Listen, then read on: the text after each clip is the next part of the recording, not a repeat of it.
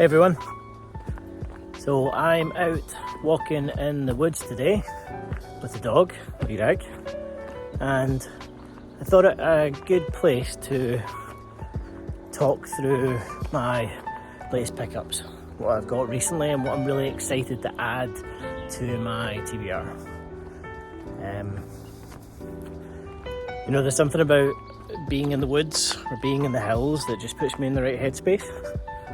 And yeah, I thought, what a better opportunity than to go for a walk in the woods and talk some books. Actually, before I do, I think I should introduce you. Lirag, come! Yes, good boy, good boy. Yes! So this is Lirag. Lirag is a 1-year-old border collie. He is still a bit of a puppy, but he is 100% good boy. Lirag, you good? Okay, Lirag, down. That's it. You ready? Okay, break. Yes, good boy. So Lirag loves being in the woods just as much as me. And the fresh air of the Scottish borders is nothing but good for the soul. So yeah, so there's quite a mixed bag again of things I've picked up recently. Some sci-fi, some horror, and a few literary wildcards. So let's get into it. So the first book I want to talk about is The Three-Body Problem by Cixin. So this is an award-winning Chinese sci-fi novel. It was first serialised in, I think it was Science Fiction World in about 2006, and then published as a standalone novel in 2008. Recently it was made into a Netflix series with the same name, which I thought was fantastic. And I thought the concepts within it were actually really quite bold and quite big. And I think the book certainly goes along those lines. I think it seems to be steeped in a lot of Chinese history and scientific realism.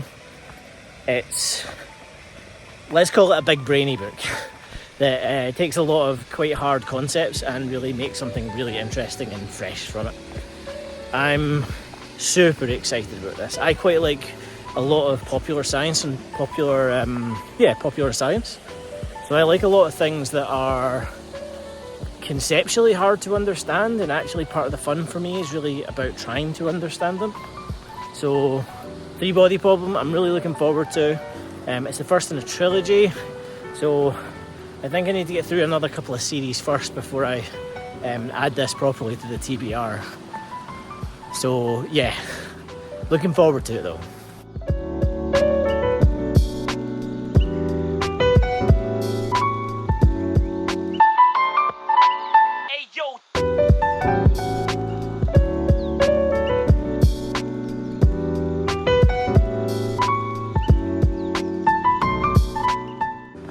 Okay, so the next one is quite a big one for me. So the next one is The Stand by Stephen King. So this is pretty well known. The reason it's really big for me is I have a love for post-apocalyptic stories. A love for breakdowns of society, and I think for me, part of it is always just wondering what I would do in that situation. So there's an endless list of films and books that I've watched and read that follow these kind of themes. And for me, there's nothing that really gets my brain flowing quite like a post-apocalyptic, what on earth would you do in this situation kind of story. So this is Stephen King's epic post-apocalyptic story. It's, it has a massive list of characters. It is a really quite ambitious and massive book. I think it was originally published in like 1973, But Stephen King then went on to publish a longer, uncut version in 1990, and that's the version I'll be reading. It's a big book. I'm probably going to have to make sure I've got a few easier standalones in the middle of the month, just to kind of help me get through the month with it. But I think to really just feel the story of good and evil unfold over that period of time, I can't wait. I really can't wait. It's consistently in the top 3 books of anyone's list of Stephen King books.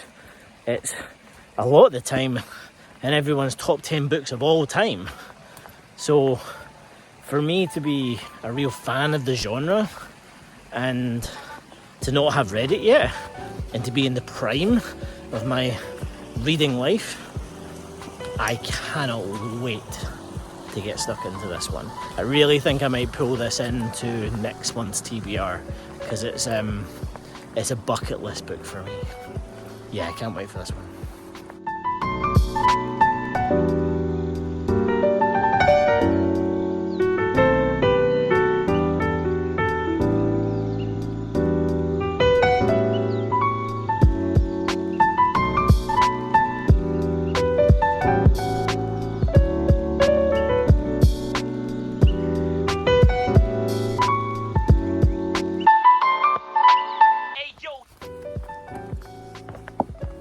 Okay, next on the list is Piranesi by Susanna Clarke. So this is an interesting one because this is one I don't really know a lot about, but it's consistently being touted as a phenomenal, slightly strange and slightly, I don't know, unmooring fantasy novel. It's quite short, but apparently very poetic. It's about someone who lives in a kind of labyrinth and they kind of ponder their life and their existence, I think. Actually, I'm not 100% sure, but a lot of people that I follow and really respect their book choices consistently kind of come up with this as a book that's, I think it was won the Women's Prize for Fiction in 2021. It's, yeah, quite short. But I think I need some short ones with all the big ones I'm going through.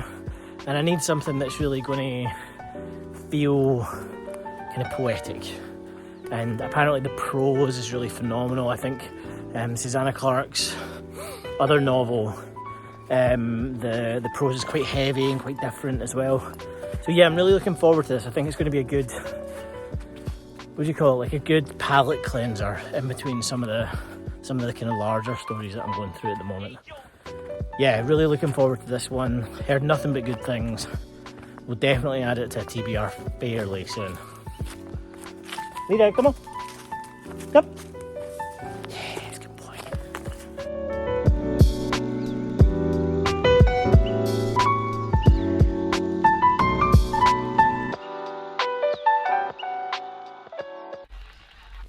I love you.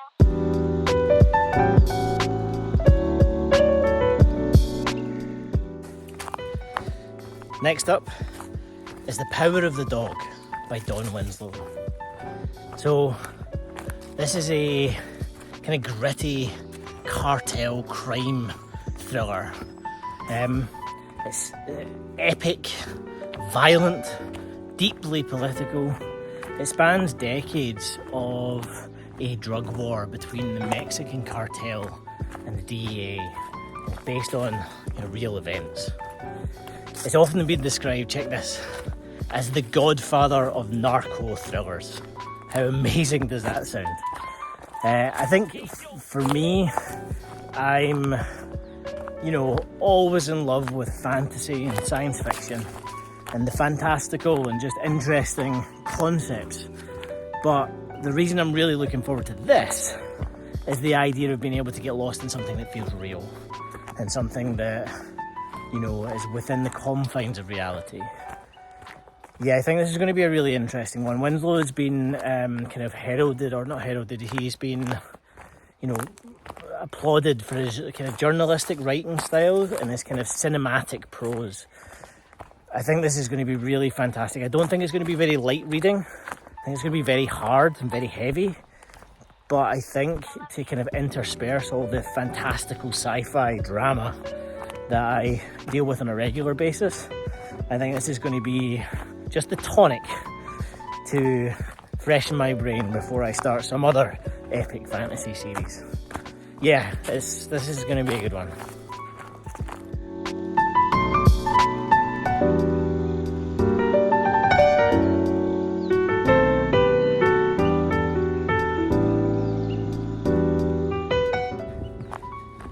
Next up, Shadow of the Gods by John Glen.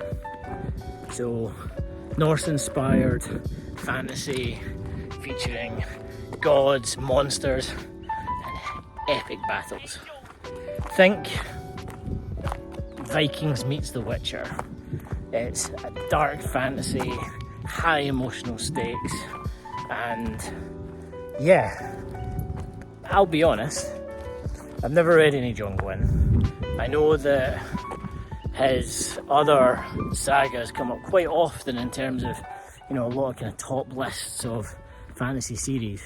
I've never read any John Glen, so I'm quite excited to get into this one. The thing that sold me though was the cover.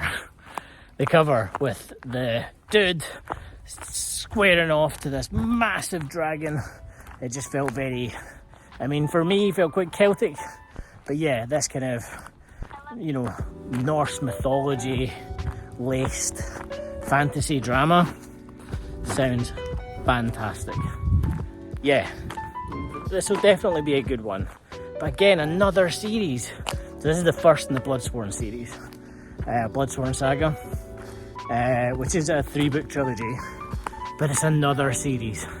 So it's definitely going to have to get put till later in the year till I can knock out some of the series that I'm working through at the moment.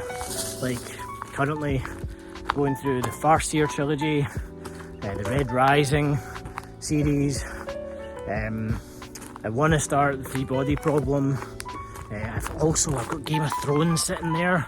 Like, it's too hard. Fantasy is filled with all these series. Hence why I've been also looking out like little individual standalone novels just to kind of help me kind of cleanse myself through these massive series. But yeah, Bloodsworn Saga, John Glen, really looking forward to this one.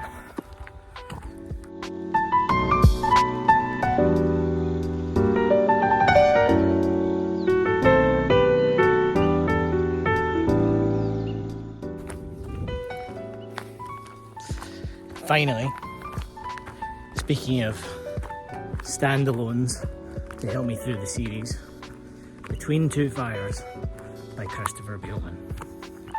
So this is a dark medieval fantasy horror set during the times of the Black Plague. It follows a fallen knight and a mysterious girl on their kind of journey through a war and disease ravaged world. Seems pretty dark, quite bleak at times, a little bit unsettling. What's interesting to me, it really feels like kind of like as if The Road by Cormac McCarthy was set during medieval plague times.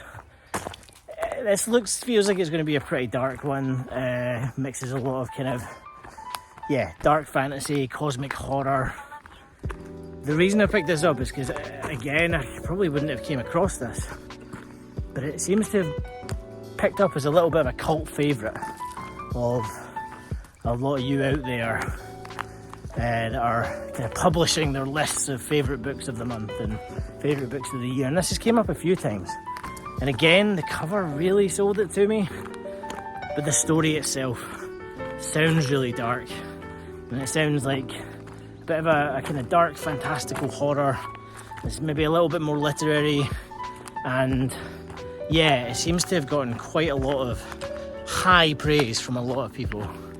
So yeah, I think I'll pull this one in pretty quickly as well, because I think I need something dark for these lighter nights to kind of keep me in the dark mood, if you know what I mean. So yeah, this is going to be a good one again. It's funny, they're all good ones. I'm excited to read them all. But yeah, this pickup specifically, there's a lot of good stuff here, for sure.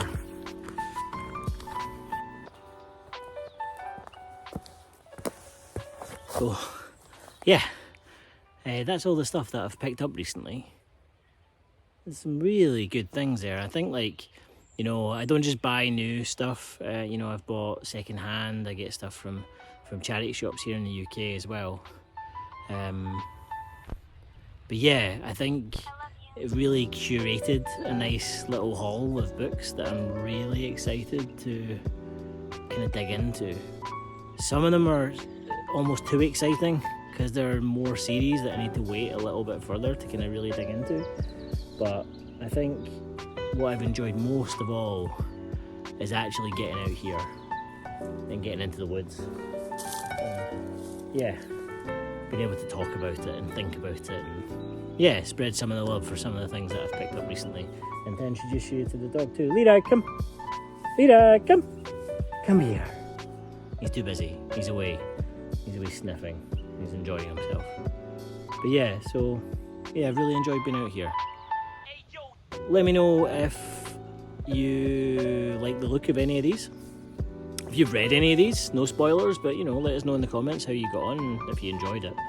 And if you haven't already, just subscribe, because I think we're going to do a little bit more of this, getting out and about book content, because we spend so much time sitting indoors just reading that to get out in the fresh air and enjoy the woods, the countryside, the fresh air, the insects, and let Leroy have a good sniff about and a good run about so that he can go back and sleep and I can go back and read.